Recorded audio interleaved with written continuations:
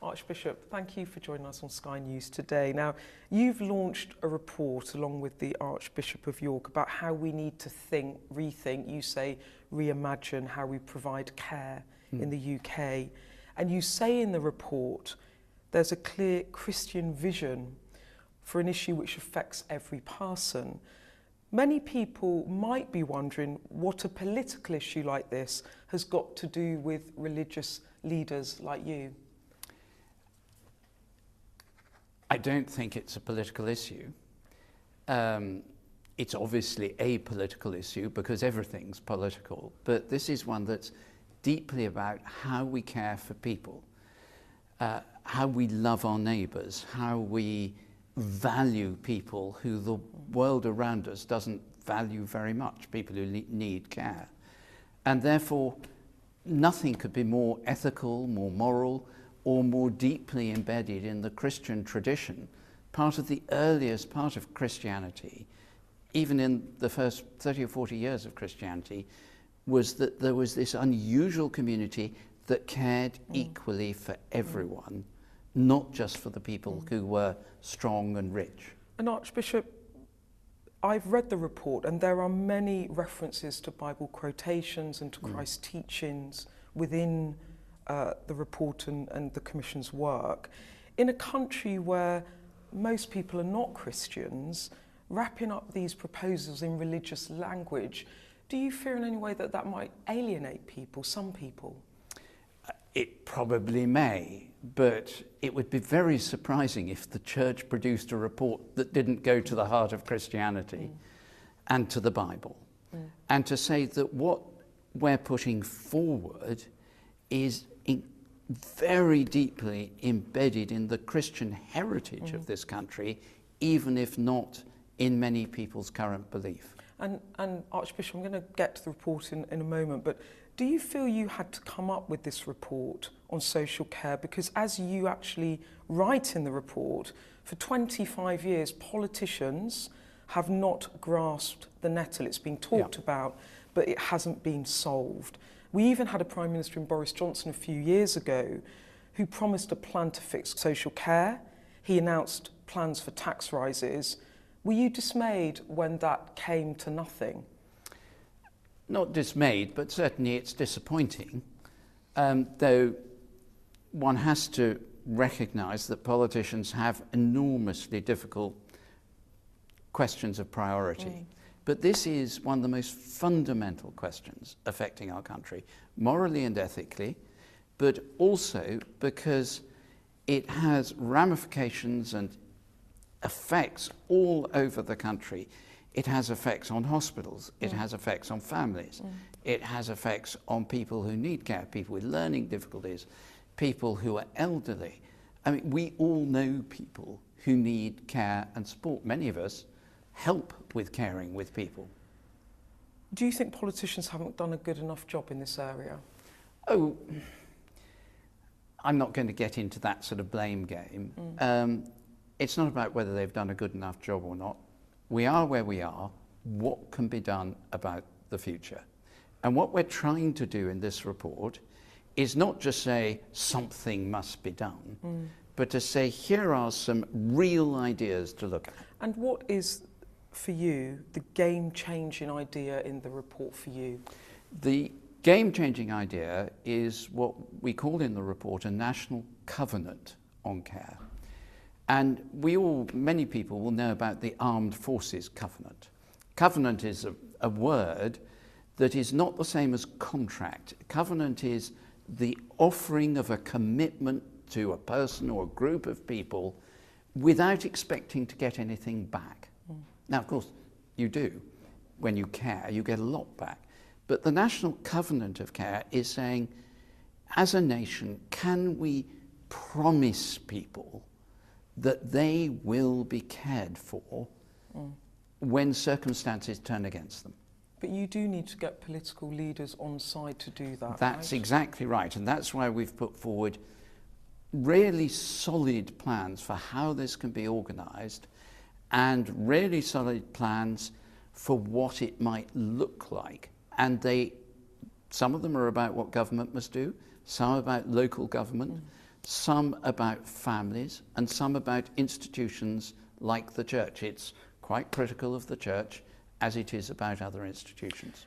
To be a bit contrarian about it, you could argue it's a bit motherhood and apple pie in the sense that I've read it. It's hard to disagree with anything in that report. What I struggled a bit with was how it actually took us forward. It takes us forward because it tries to set values. What tends to happen in government over care is they say, we've got this money for care, how are we going to spend it? This turns the thing entirely the other way round and says, we've got these needs, what does it look like if we meet them? And then says, we now have to work out how to fund that. But, I mean, you don't go shopping and say, oh, I've got a £10 note in my pocket, how can I spend it? You say, I need to get some milk, some bread, how much do I need to afford to get these things? You've got to put what you want to do ahead of how you fund it. But you accept that, and I know that you didn't go into detail, you say explicitly in the report, I don't want to go into detail about how to pay for it, because a debate only concerned with funding misses the point. But you also acknowledge that funding is a critical issue, and you do talk in the report about the principles of funding. How do you see it on the principle? Do you think it should be general taxation? Do you think it should be about people using their personal assets? Do you think we should pay more for social care? First of all, just to remember, when you say you, you're talking about commission. the whole church, yes, and the commission. I didn't write the report. I couldn't have written such a good one. And it's led by Professor Anna Dixon with years and years and years of professional experience in this area, and the Bishop of Carlisle the same. Yes, there is going to be a significant cost. I mean, the government, we're online with the government, and the House of Lords report in December that said we need £8 billion as an urgent need and another 7 year by year over time to start to approach these problems. They've done the heavy lifting on the numbers, and their numbers seem to make sense. The change that was subsequently abandoned in the national insurance rate would have produced about 12 billion. So that's more or less in the same ballpark. It is going to have to come from taxation, which means from all of us.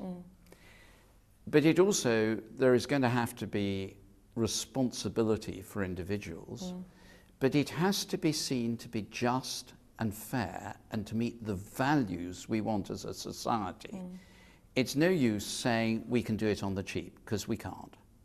And so the report makes it clear, here are the values, here's the implication of the values, here's the need for the national covenant, and links in to other reports that have been done over the last many years. And just to be clear, Archbishop, so you feel that not the burden, I mean the point you're making in the report is that this happens to all of us at some point in our lives, and so this should be a collective societal endeavour.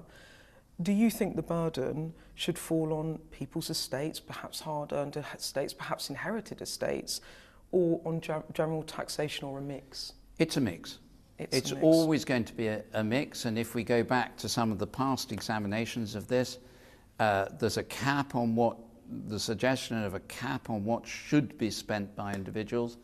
Those weren't done by the church, but there's been a lot of thought going into this. But as you say, it may sound like motherhood and apple pie, but at least apple pie is eaten.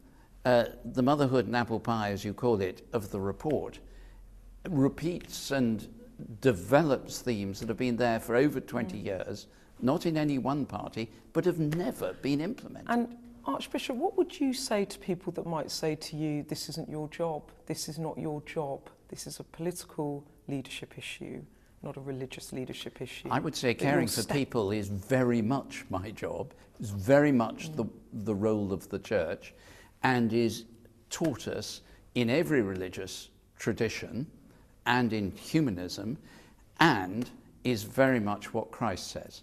And also in the report, you also say we must value those who provide care, paid and unpaid. In practical terms, I think what you're saying there is that you'd like to see care workers paid more.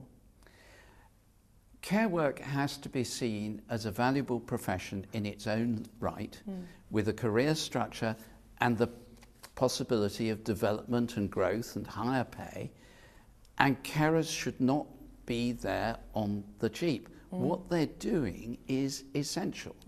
We don't say, you know, oh well, we could get away with paying nurses the bare minimum wage. We don't say that because we know health matters. We do say it too often with people we depend on, but carers, it's a very skilled job. So you feel that they should have a pay more aligned to nursing and others in the caring profession? I think there should be the development of a career in care where you can progress, get more qualifications if you want, work part-time, work full-time, as there are in so many other areas that are essential to our common life. And Archbishop, if I may, I'm going to ask you something about another subject, because in the report you talk about ending discrimination, but you've also been accused yourself of discrimination against LGBT people, and I think there was a demonstration outside yesterday where you went to talk to people. Now, it's 10 years ago today that same-sex marriage bill was passed in the House of Commons, and here we are with the Church refusing to back gay marriage. You've personally refused to bless same-sex marriage.